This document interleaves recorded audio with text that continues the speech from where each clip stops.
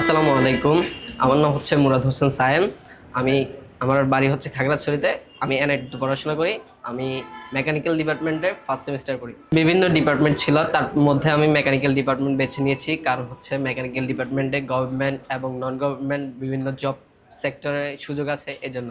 তো আমাদের কারিগরি শিক্ষা যেহেতু আমাদের কাজ করতে হয়, সেহেতু ল্যাবটা ভালো থাকা দরকার, সেহেতু আমি এনআইটিতেই খুব ভালো ল্যাব পাইছি, এই জন্য আমি এনআইটিতে আসছি। এনআইটি সম্পর্কে আমি বিভিন্ন অনলাইন প্ল্যাটফর্ম এবং হচ্ছে গিয়ে অনলাইন প্ল্যাটফর্মে জেনেছি প্রথমে, তারপর হচ্ছে যে আমি এনআইটিতে এসে খোঁজ নিয়েছি। আমি এখানে ভর্তি হওয়ার আগে যেহেতু সব ডিপার্টমেন্ট দেখছি, তো সব ডিপার্টমেন্টের ল্যাব ফেসিলিটিস খুব ভালো ছিল।